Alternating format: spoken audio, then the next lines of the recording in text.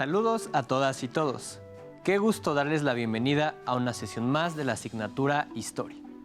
Soy Luis Axel Olivares. Espero que en estos días estén aprovechando la oportunidad de estudiar en esta modalidad a través de Aprende en Casa. Recuerden mantener la sana distancia, lavarse las manos con agua y jabón durante 20 segundos varias veces al día y usar el cubrebocas de manera correcta. Al cuidarnos a nosotros mismos, cuidamos a los demás. En las últimas sesiones han descubierto que las fronteras y las identidades nacionales son algo que ha cambiado a través del tiempo. La sesión del día de hoy tiene como propósito debatir sobre el futuro de las fronteras y los procesos de integración regional. Antes de iniciar, les recuerdo que es importante que participen en las actividades planteadas a lo largo de la sesión. También les invito a tener de cerca su libro de texto, cuaderno u hojas blancas y de colores, pegamento, también su lápiz o bolígrafo y colores para registrar las ideas principales, así como dudas y reflexiones, para que posteriormente puedan compartir sus avances con su familia. Si ya están listas y listos, comenzamos. Para comenzar, nos apoyaremos en un texto de Antonio Duval titulado Integración regional y nacionalismos en la Europa del siglo XXI. En él dice lo siguiente. Los acontecimientos recientes ponen de manifiesto que el mundo está inmerso en un proceso de cambios acelerados, marcados por la irrupción de nuevas potencias económicas en el escenario internacional. La competencia comercial cada vez más agresiva de países asiáticos, sobre todo de China y de India, dos grandes potencias económicas y demográficas emergentes que, en la actualidad, concentran el 33% de la población y aportan conjuntamente el 24% del PIB mundial, lo cual está obligando a los países occidentales a realizar profundos ajustes en su sistema productivo. Para hacer frente a los desafíos procedentes de los BRICS, Brasil, Rusia, India, China y Sudáfrica, que conjuntamente suman hoy el 43% de la población, el 30% del PIB mundial, así como el 20% de la inversión extranjera directa que se registra en el mundo. Todo ello empuja a los países occidentales a adoptar nuevas estrategias de competitividad, forzando la aplicación de políticas restrictivas muy duras, de marcado acento neoliberal, con recortes salariales y sociales y ajustes en el sistema financiero e industrial de gran alcance, que están provocando tensiones y crisis en distintos países europeos. Los rescates económicos y bancarios llevados a cabo a lo largo de los últimos años en Islandia, Grecia, Irlanda, Portugal, España y Chipre son un ejemplo de la envergadura del proceso crítico en el que se encuentran algunos países europeos. Y todo parece indicar que la lista de naciones en riesgo de quiebra puede incrementarse dentro y fuera de la Unión Europea. De seguir las actuales tendencias, tanto Europa como Estados Unidos de América seguirán perdiendo protagonismo en el sistema económico mundial. Esto irá acompañado de reajustes estructurales en todos los campos y sectores productivos, lo que provocará muy probablemente nuevas tensiones sociales y una desconfianza general en casi todos los países hacia las instituciones supranacionales, ya sean de ámbito regional o mundial, lo que favorecerá la aparición de grupos políticos cada vez más activos y radicales en defensa de postulados proteccionistas y de ideales nacionalistas, como respuesta a los abusos y excesos de los movimientos globalizadores impulsados por los grandes grupos financieros y las multinacionales globales. Estos comportamientos con claras tendencias separatistas ya comienzan a ser visibles en la actualidad, en numerosos países de Occidente y en otras regiones del mundo. En cierto modo, la intensificación de la crisis económica es aprovechada por estos movimientos soberanistas para ganarse el apoyo de los sectores sociales más deprimidos y descontentos con la gestión de la crisis y el funcionamiento del sistema neoliberal establecido. En este contexto, la realidad cotidiana nos presenta una Europa cada vez más frágil y menos unida, caracterizada por una creciente desconfianza de los ciudadanos hacia la Unión Europea, asumiendo un alto riesgo de fragmentación política por la primacía de los intereses individuales de los países y la reactivación de los movimientos separatistas y contestatarios más extremistas. Hasta aquí la lectura. Aunque en Europa existen estos movimientos separatistas que menciona la lectura, también existen casos de integración entre países. Como hemos visto en otras sesiones, Europa ha buscado integrarse económicamente de muy diversas maneras, siendo la más importante la Unión Europea. Dentro de esta asociación encontramos algunos de los países que comparten una de las fronteras más extrañas del mundo, en donde la integración social y económica ha resultado exitosa. En la frontera entre Bélgica y Países Bajos existe una ciudad que forma parte de ambos países. Del lado holandés se llama Baarle-Nassau, mientras que del lado belga se llama Baarle-Hertog. Lo más interesante de esto es que la distribución de la ciudad no es uniforme, pues existen regiones o porciones de territorio que se encuentran distribuidos en ambos países. Y más aún, hay terrenos belgas que se encuentran dentro de los neerlandeses y viceversa. La ciudad es un mosaico de estos y es posible pasar de un país al otro tras caminar unos cuantos metros en cualquier dirección. Por mucho que nos sorprenda, esta situación no ha impedido que la vida se desarrolle con normalidad, pues existen dos de todo: alcaldes, policías, iglesias, banderas, escuelas, oficinas de correos, etc. Aunque a veces se entra en la duda de a qué administración se debe rendir cuentas, debido a que hay casas y negocios que se encuentran en ambos países. Las personas pueden transitar libremente de un lugar a otro. ¿Cómo creen que se comunican las personas de esta ciudad? ¿En francés o en neerlandés? ¿Qué otros problemas podrían tener? Como escucharon en la lectura, el mundo presente se encuentra en un proceso de transformaciones en las economías y los proyectos de integración en todo el mundo. Dicho proceso ha permitido el surgimiento de nuevas potencias económicas que, paulatinamente, comienzan a desplazar el influjo económico de los Estados Unidos y de la Unión Europea de sus mercados tradicionales en América Latina, África y Asia. La más importante de estas economías emergentes es China. En el caso de China y la India, se debe, en buena medida, a la enorme disponibilidad de mano de obra, pues son países que tienen una gran cantidad de población.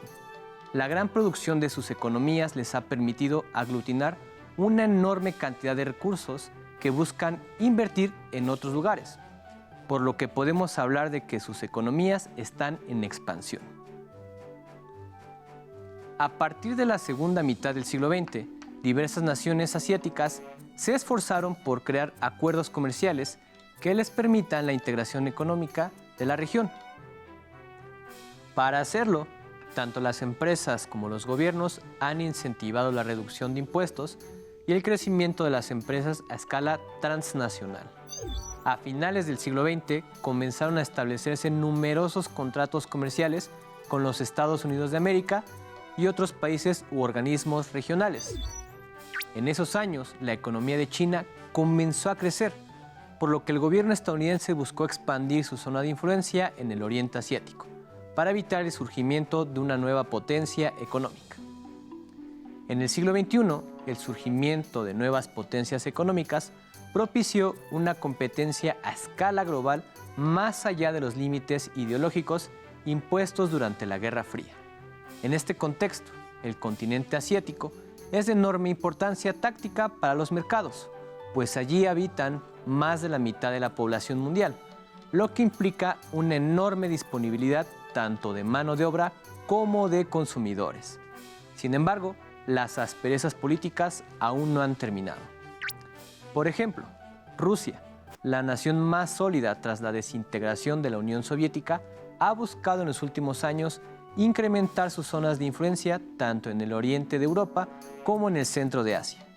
Geográficamente, Rusia ocupa un territorio estratégico que sirve de punto de enlace para los países europeos y los asiáticos, quienes, además, son los principales consumidores de sus hidrocarburos. En 2014, tras un golpe de Estado en la península de Crimea, Rusia se anexó ese territorio, desembocando en una crisis diplomática con los Estados Unidos de América, la Unión Europea y la OTAN, quienes vieron en este acto una invasión ilegal.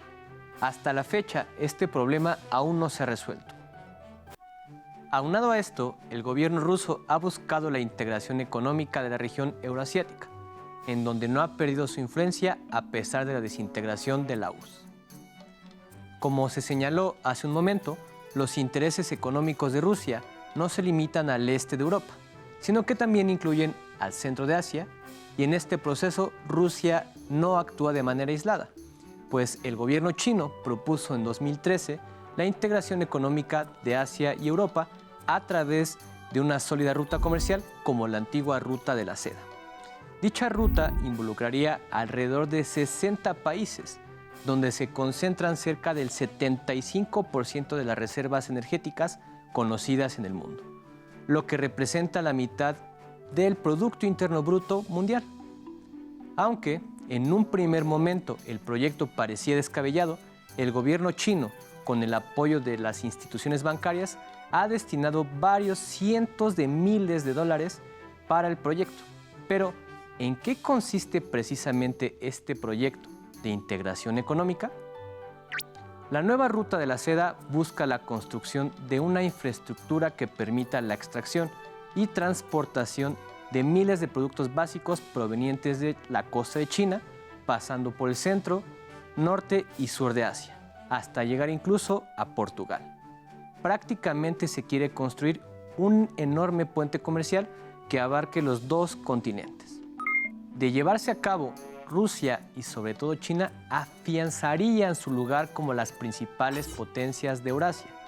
Lo importante de todo esto es que podrían ignorar hasta cierto punto los tratados comerciales con las islas asiáticas, que representan un mercado de consumo fundamental en donde Estados Unidos de América mantiene su presencia.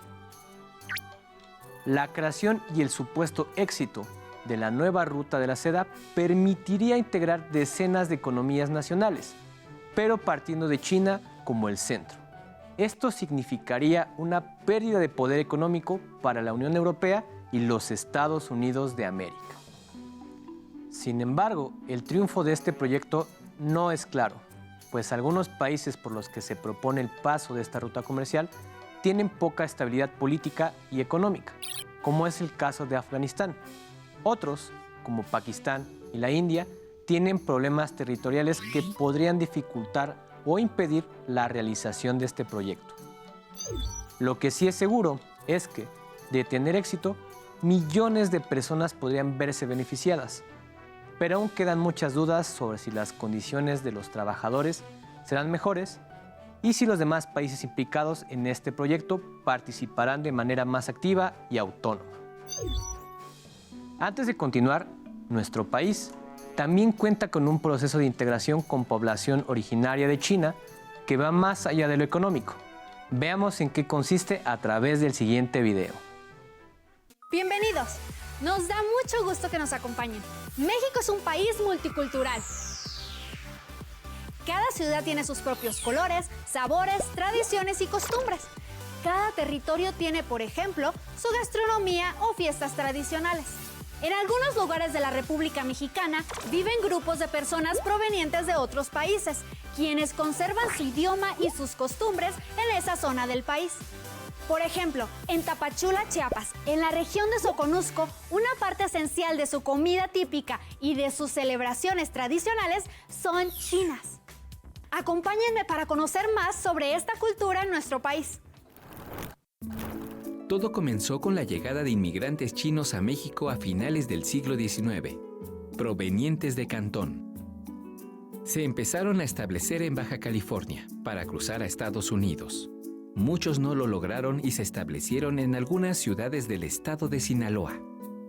Durante el gobierno de Porfirio Díaz, empezaron a trabajar en labores agrícolas en lugares como Sonora, Sinaloa, Oaxaca y Chiapas.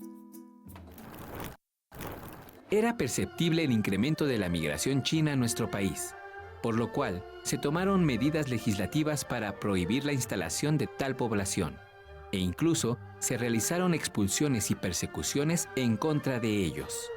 Como consecuencia, surgieron las ligas antichinas, quienes proponían combatir las inmigraciones indeseables y contribuir a evitar la degeneración física y moral de la raza mexicana, además de defender a la industria nacional de un supuesto arrebato por parte de esa comunidad.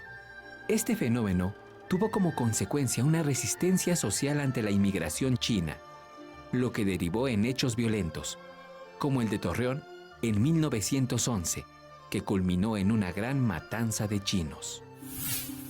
En el caso del estado de Chiapas, los chinos que llegaron a trabajar en las fincas agrícolas como braceros, cocineros o lavanderos abandonarían estas actividades para dedicarse a otras más rentables, y así, poco a poco destacarían por su tenacidad en los negocios.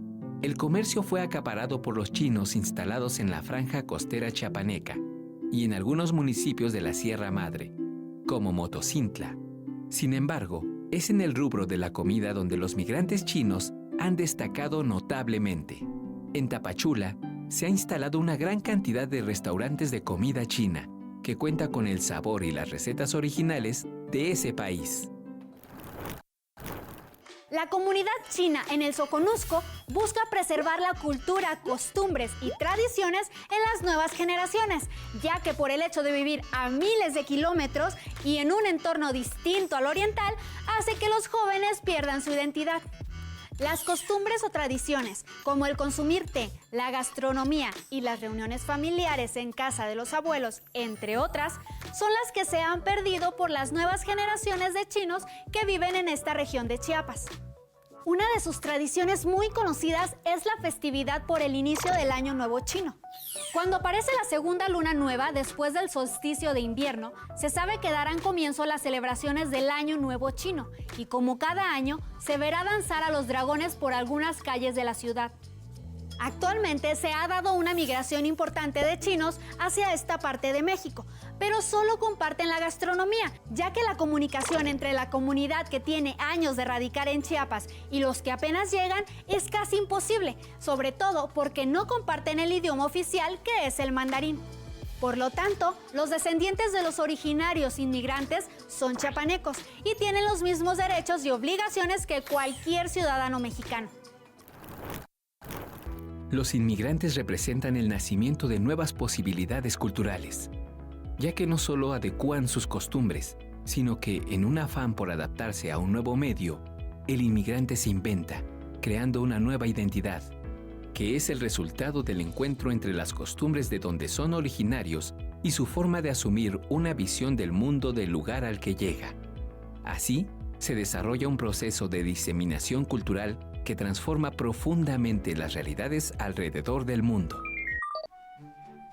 ¿Conocían esa integración entre la cultura mexicana y la cultura china? Así como esto se dio en nuestro país a partir de la migración, en todo proceso similar puede o no haber una integración social, económica, política entre las diferentes poblaciones. Pongamos otro ejemplo. A mediados del siglo XX comenzaron a llegar a Francia una importante migración proveniente de los países que estaban en proceso de descolonización en África y Medio Oriente. La mayoría de estas personas profesaban la religión musulmana. En un primer momento no hubo problemas para la integración de estas personas a la sociedad francesa, porque al haber formado parte de su imperio colonial, tenían muchos rasgos en común, como el idioma y la obediencia a las instituciones del Estado francés. Sin embargo, a finales del siglo XX, esta situación cambió, ya que, como parte del proceso de descolonización, algunos países árabes y africanos han radicalizado su postura política, exaltando su identidad religiosa, que, en ocasiones, llega a ser hostil ante cualquier innovación extranjera. Como consecuencia de este proceso, las sociedades actuales defienden con mayor fuerza sus formas tradicionales de vida en comparación con el proceder de sus abuelos, que hasta mediados del siglo pasado buscaban imitar e incorporarse al modelo occidental. Además, ante los conflictos que se viven en sus respectivos países, los ciudadanos árabes y africanos tienen que emigrar a zonas con mayor potencial económico, siendo el destino predilecto los países europeos.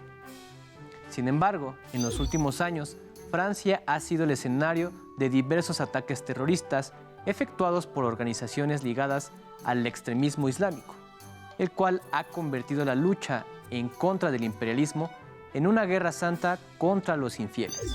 Esto, a su vez, ha polarizado a la sociedad francesa, pues una gran parte de los inmigrantes musulmanes exigen que, como ciudadanos, les sea respetada su identidad religiosa a pesar de los prejuicios del resto de los franceses, quienes consideran que hablar del Islam es sinónimo de violencia.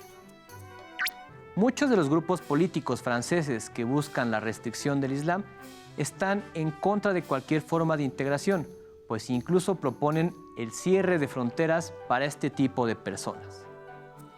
¿Ustedes qué opinan? ¿Las libertades religiosas de una comunidad deberían restringirse para que se integren al resto de la sociedad? El Islam en nuestro país también ha tenido un proceso de integración bastante peculiar. A partir de 1994 llegaron a Chiapas 2 personas de origen europeo, pero practicantes del Islam, quienes pronto comenzaron a divulgar la fe del profeta Mahoma. Con el paso de los años, muchos miembros de las comunidades chamulas se convirtieron al Islam. Dichas comunidades practican su fe como cualquier otro grupo musulmán, celebrando la fiesta del Ramadán y los otros preceptos anunciados en el Corán. Ahora regresemos a Asia. En 2022 se tiene programado la celebración del Campeonato Mundial de Fútbol en el país de Qatar, que es un pequeño estado ubicado en la península arábica y rodeado por el Golfo Pérsico. Actualmente, Qatar cuenta con la tercera reserva más grande de gas natural, así como importantes pozos petroleros, lo que le ha permitido tener la economía más sólida de la región. Esto, además de su estabilidad política y la enorme inversión en infraestructura, ha permitido que Qatar sea uno de los destinos turísticos más importantes del Medio Oriente. Gracias a este prestigio, la FIFA lo seleccionó como país anfitrión de la justa deportiva. Dicha situación nos permite conocer algunos de los problemas que subyacen en los proyectos de integración regional. Por ejemplo, Amnistía Internacional, una de las entidades políticas más importantes del mundo, ha reportado la situación que viven los migrantes dentro de Qatar. La mayoría de esas personas huyen de sus países de origen en busca de mejores oportunidades de trabajo, pues la competencia es muy grande en la India, Nepal y Bangladesh. Pero, como en el caso centroamericano, las mafias y el crimen organizado controlan el tráfico ilegal de personas. Una vez llegados a su destino, las condiciones en las que trabajan y viven llegan a ser inhumanas, debido al hacinamiento y la falta de pago oportuno para cubrir sus necesidades básicas. Más aún, en ocasiones se les niega la oportunidad de abandonar su lugar de trabajo, hecho que ha sido denunciado como una especie de esclavitud. A lo largo de esta sesión hemos discutido diferentes problemas relacionados con los procesos de integración regional en distintas fronteras, desde la comunidad musulmana y su presencia en Francia y en México, pasando por los proyectos de integración económica de China, siendo el más ambicioso la nueva Ruta de la Seda. Sin olvidar la ciudad multifronteriza que divide a Bélgica de los Países Bajos y finalizando con la situación migratoria que pervive en Qatar previa a la celebración del Mundial de Fútbol en 2022. Sin duda, el futuro de las fronteras es tan incierto como los proyectos de integración en los que se ven inmersos. Ahora llegó el momento de plantearles un reto. Tomen una hoja de papel y dóblenla en 3 partes.